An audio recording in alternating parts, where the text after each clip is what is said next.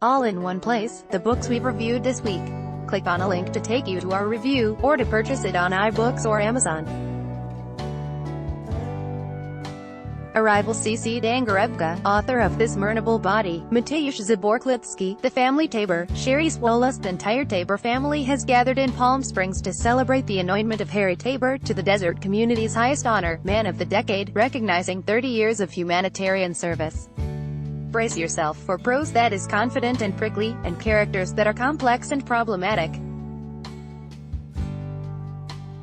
This is the New York City writer's second novel, after the well-received The Resurrection of Joan Ashby. Read the Star's review here. Article continued below. Buy it on Amazon here. Buy it on iBooks here. By invitation only, Dorothea Benton Frank. Dorothea Benton Frank's new novel begins with two engagement parties, the first at groom Fred's milieu, South Carolina's Low Country, where we meet his family of eccentric hillbillies.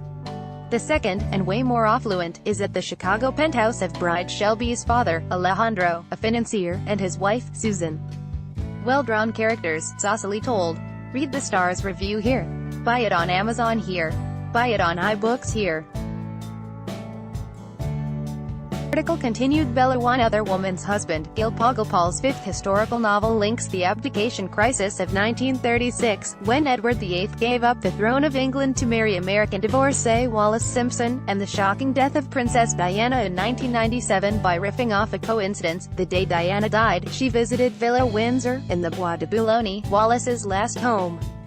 In this fictional mashup, we meet Rachel, a young antique stealer who is in a taxi behind Diana and Dodi's Mercedes when it crashes.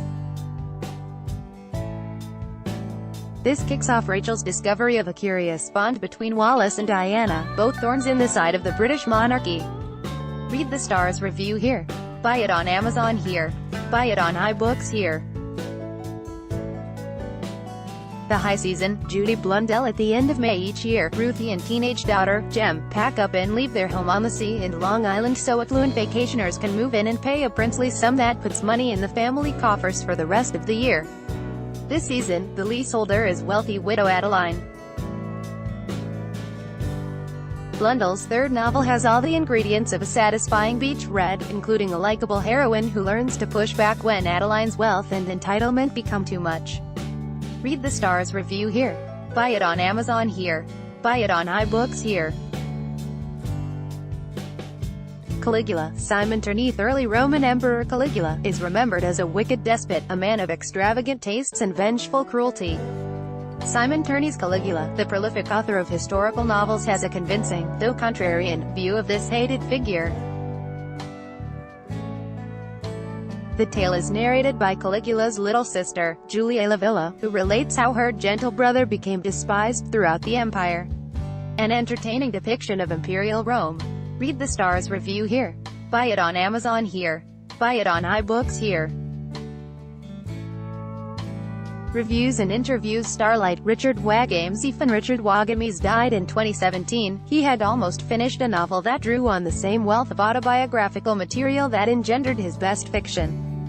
That unfinished novel, Starlight, has just been published, and despite a few missing chapters, it is a worthy addition to his oeuvre. Starlight picks up the story that began in Medicine Walk a decade earlier.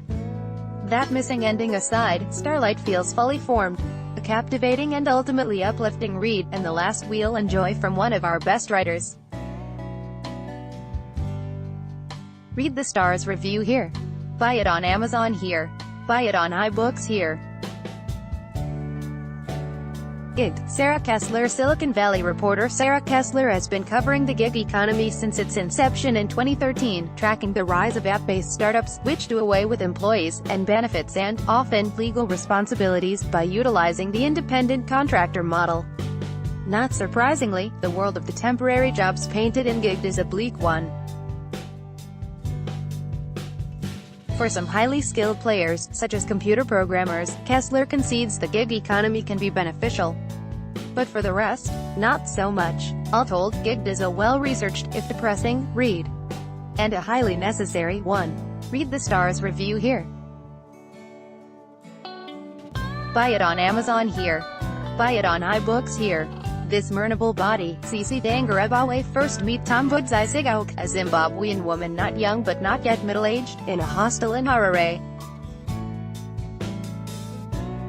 She is in a predicament. Despite her impressive education, she is unemployed. She's given a chance later in the novel, and her hard work is well rewarded.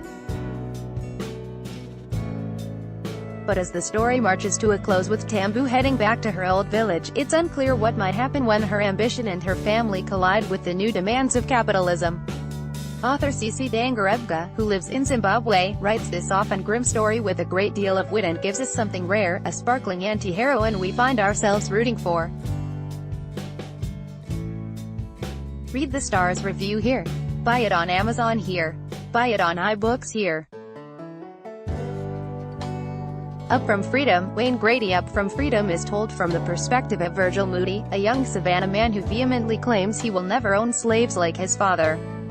When he leaves the plantation, Moody brings Annie, a pregnant slave, with him. Years later, when tragedy strikes, Moody treks north searching for Annie's son, Lucas, and attempts to help Tansy, a former slave, get to Canada. Despite the fact that Up From Freedom takes place in the 1850s with its roots embedded in one family's history, the novel feels contemporary given how deeply implanted issues surrounding self-identity, racism, allyship and privilege remain today. Read the Star's review here. Buy it on Amazon here. Buy it on iBooks here. Science fiction ball lightning. Cixin Liu and ball lightning, a team investigates and looks to weaponize ball lightning, a dimly understood atmospheric phenomenon that has some connection to weird physics. The story has a metaphysical dimension and is grounded in the personal histories and emotional needs of the characters. Ball lightning contains, in a single vision, both inner and outer space, the material universe and the ghosts in the machine. Read the Star's review here. Buy it on Amazon here. Buy it on iBooks here. The expert systems brother, Adrian Tchaikovsky's cycle of collapse and recovery is at work again in The Expert Systems Brother, which is set in a fantasy world of small villages run by functionaries such as lawgivers and doctors who seem to be controlled by some kind of spiritual Wi-Fi. When Henry is banished from his home village, he sets out upon a journey of discovery that ultimately reveals the truth behind the strange myths and cults that rule his world, and it's a truth with the potential to set him free. Read the Star's review here. Buy it on Amazon here. Buy it on iBooks here. I'd Only Killed Him Once. Adam Cristofari Only Killed Him Once is the fourth and final novel in the alternative history, retro-noir real-electromatic mysteries series, wherein we bid a long goodbye to the eponymous robot hitman, detective. The series wraps up nicely as Ray takes on a dangerous assignment that forces him to uncover both his own origins and the true identity of his office manager, the seductively smoky-voiced Ada. As things turn out, the two may be related. Read the Star's review here. Buy it on Amazon here. Buy it on iBooks here. The year's best science fiction, 35th Annual Collection, ed. by Gardner Dozois. It's not a stretch to say that when Gardner Dozois died this past May, it marked the end of an era. What made Dozois special? You always had the sense that he read every SF short story published. He was guided by a taste that was both broad, in genre terms, and specific in his sense of what makes a story work. The year's best stories are always primarily about people. People who, even when they're not what we would recognize as human, face problems we can all relate to. Read the Star's review here. Buy it on Amazon here. Buy it on iBooks here.